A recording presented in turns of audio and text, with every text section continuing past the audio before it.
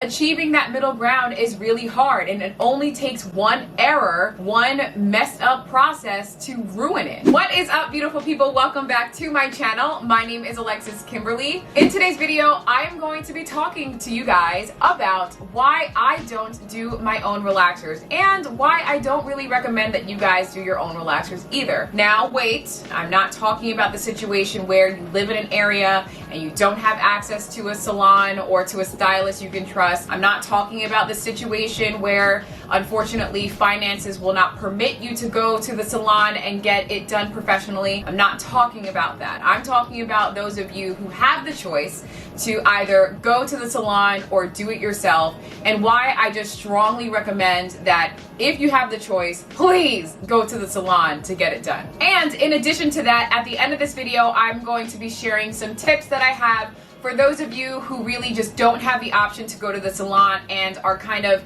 in no other position but to relax your own hair. I'm going to give you guys some tips so that you don't mess up and that you do it as safely as possible. So stay tuned to the end of this video for that. If you're excited, give this video a big thumbs up. It helps my channel, helps me reach more people. Also, hit that red button down below, the subscribe button, as well as the notification bell, so that you can be alerted every time I upload a video every Wednesday and Sunday. Okay, now the first reason why I don't do my own relaxers is because, guys, let's put this in perspective. Relaxers are an extremely powerful process, and I ain't no chemist, I ain't no licensed cosmetologist, and I ain't been doing hair for years and years and years. So in truth, I'm not built for that, okay? Let's put this in perspective. When you look at a pH scale from 0 to 14, that hydroxide formula that you're picking up either at the beauty supply store or if you're finding some lye relaxer, that hydroxide formula can go as high as 13 or 14 on a pH scale, meaning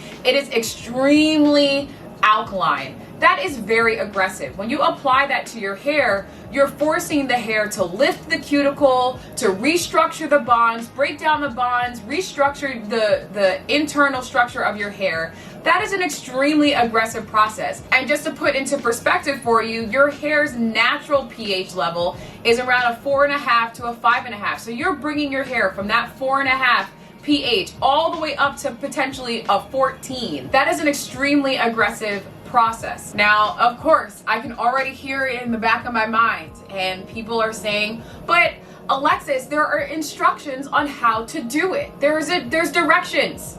You can't go wrong. Just follow the directions. How many exams have you taken in your lifetime where you got a question wrong because you ain't followed the instructions? How many times did you cook a dinner with a recipe and miss an ingredient and ruin the dinner? There is room for human error, especially when we're talking about texlaxing, because a lot of people will choose to dilute the relaxer with a conditioner or an oil of some sort, and we're just kind of guesstimating how much oil and conditioner to add in. So not only are we creating this chemical process through these box relaxers, but now we're trying to dilute the chemical to such an extent that we get the results that we want. But that's not guaranteed, especially for a novice like me and for like many other women who are just, you know, looking on YouTube and finding other people who did their own relaxers and trying to mimic that. It's just not, there's just too much room for human error. And I can't tell you how many subscribers have written me saying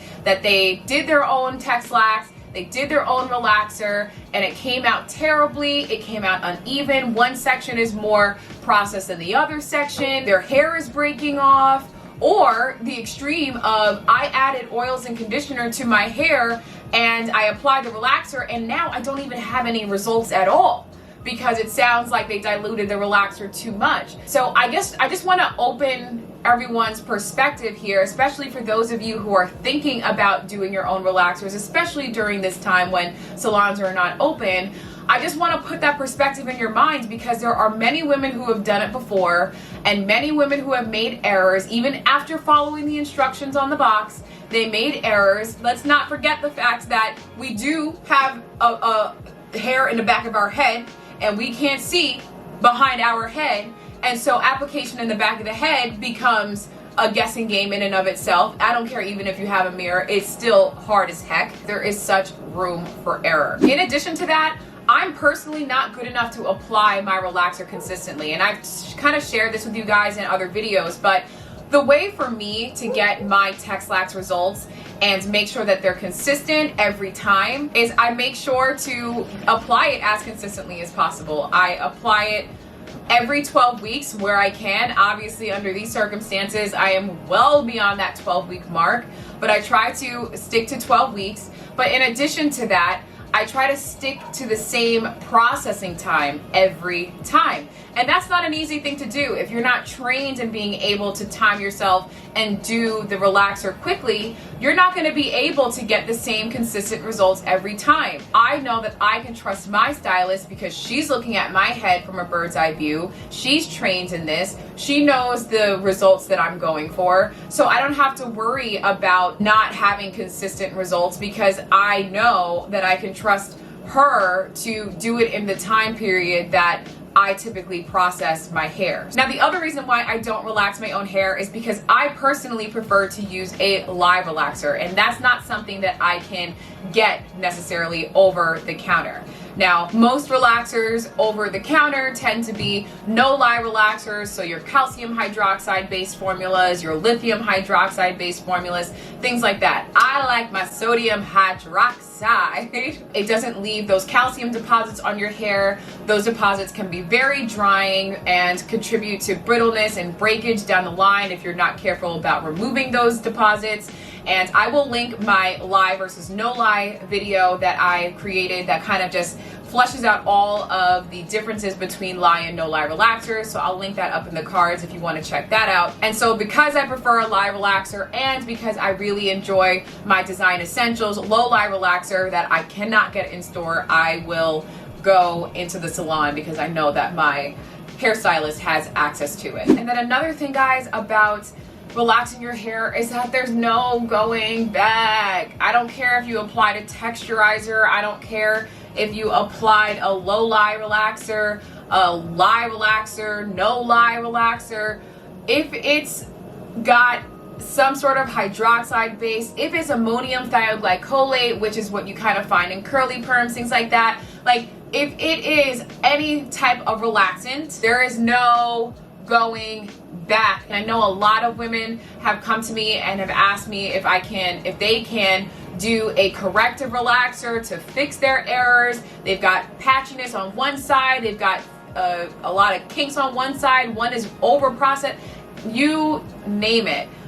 You just have a mess on your hands. But the risk in doing a corrective relaxer is over processing your hair, and it's such a high risk that I am not willing to take that risk. And I'm sorry, but there are so many YouTubers who are doing their own relaxers, which is fine. Like, do you, boo.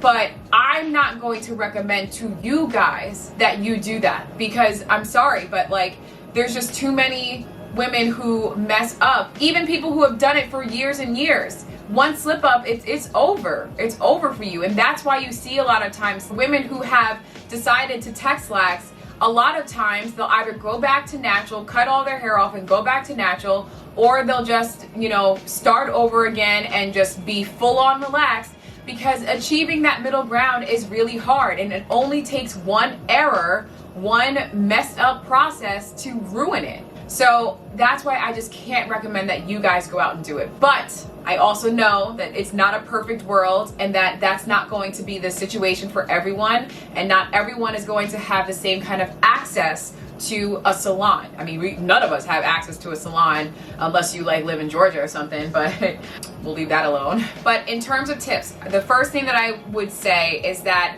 you should practice, and you should practice using a conditioner rather than the actual chemical itself. Now, you can buy an application brush, an applicator brush that you would see a stylist use to apply the relaxer, and use a conditioner, like a thick conditioner that would have somewhat similar texture to your relaxer formula. And then just go ahead and start applying it to your new growth and see how fast you can get through it. See how easy it is for you to get into the back of your head, at your nape area. See if you're able to do the whole process from start to finish in a timely fashion. The other thing that you can do is to do a strand test. Use some hair at your nape that is not going to be noticed, that is short, that is, you know, that you are willing to sacrifice, so that you can see what the ideal processing time on your hair is going to be. A lot of us, it's like we are applying our relaxers really in the dark, not knowing how long we should leave the relaxer on, whether we should add oils, conditioners, things of that sort. So test it on a very small, short piece in the back nape of your hair that you know, if you even if you cut it out, like, it wouldn't be a big thing. The other thing that I would say that actually a subscriber suggested to me was to use some of your shedded hair. I think that my subscriber had seen another YouTuber do that, and take like a cluster of shedded hair and apply the relaxer to the shedded hair, just to see how fast your hair processes. I don't know if your hair would process any differently if it's shedded. I mean, hair is dead no matter what, so I don't know, but that's something to consider. Maybe that's an experiment that you want to try yourself. And then the other thing that you can do is buy some human hair. Amazon has like textured ponytails that are made of human hair. Find some cheap human hair that, you know, obviously resembles African American hair, black hair, and then apply it to that, so that you can see how this thing goes. When you're watching people on YouTube or on social media or in real life doing their own relaxers, either it's because they've been doing it for a very long time, they know their hair, they're seasoned at doing hair, or they're just laying their neck out on the line and you would never know. But that's why you end up seeing a lot of girls going back to natural, because they done messed up their texlax hair. But I just wanted to give you guys that added perspective that this is no joke, and I'm not like trying to be, you know, super like cutthroat about it or anything, but I just can't sit up here and recommend that you guys do your relaxers, especially during this time. I know that it's tough, and I know that, you know, we're in a situation right now where we don't even have access to salons, so it makes it even more difficult. But when it comes to doing your own relaxers,